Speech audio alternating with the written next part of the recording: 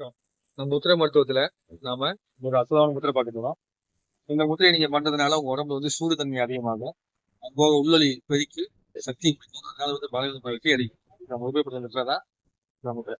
இப்படி கை வச்சு தம்ஸ் அப் சொல்லுவோம் இல்லையா, இது அக்னி சக்தி வாய்ந்தது. ஸோ இது அக்னி முத்திரைன்னு சொல்லுவாங்க. அது வந்து வெற்றி முத்திரைன்னு சொல்லுவாங்க. ஸோ இந்த அக்னி முத்திரையை நீங்க குடிச்சிட்டு அமைதியா படிமையில வச்சு உட்காந்துங்கன்னா குடிச்சு நீங்க நடக்கலாம். இல்லை இப்படியே பக்கத்துல வச்சுக்கிட்டு இப்படியே கண்ண மூடி அமைதியா உட்காந்து நோச்சுக்கோங்க.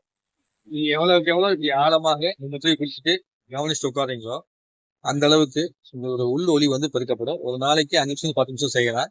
ரொம்ப சூடு இருக்கவங்க இதை செய்யக்கூடாது. அமைதியான சூழ்நிலையில உட்காந்து கொஞ்சம் குளிர்ச்சி அதிகமா இருக்கவங்கள இதை 10ல இருந்து 20 நிமிஷம் செய்யலாம். அடிக்கடி எனக்கு குளிர்ச்சியா இருக்கும், ரொம்ப குளிர் அடிக்கும் அப்படிங்கிறவங்க இந்த முத்திரையை ஒரு நாளைக்கு 20 நிமிஷம் 20 நிமிஷம் செய்யலாம். ஏதாவது நீங்க ஒரு குளிர் பிரதேசத்துக்கு போறீங்க அப்படின்னு இருந்ததுன்னா இந்த முத்திரையை நீங்க குடிச்சிட்டு நீங்க நடந்துட்டு இருந்தீங்கன்னா உங்க உடம்புல சூடு தன்மை இருந்துட்டு அந்த குளிர் தப்பிக்கிறதுக்கான வாய்ப்பு இருக்கு. இப்போ பனி காலத்துல நீங்க வெளியே போயிட்டு இருக்கும்போது ரொம்ப குளிருது அப்படிங்கிற போதெல்லாம் இந்த முத்திரை நீங்க பிரிச்சீங்கன்னா உங்க உடம்புல சூடு எடுக்கப்படாது. இப்போ அற்புதமான முத்திரை அக்னி முத்திரைங்கிறது அக்னி சக்தியை அதிகப்படுத்தி உங்க உடம்புல மணிப்பூர சக்கரத்தை இயங்க வச்சு சக்தியை கொடுக்கும். சிறந்த முத்திரையை குறித்து நீங்க நலம் பெற்று நலமாக வாழ்வதற்கு நன்றி, வணக்கம். இது வேணாமே தனியாக லைக் பண்ணி கமெண்ட் பண்ணலாம்.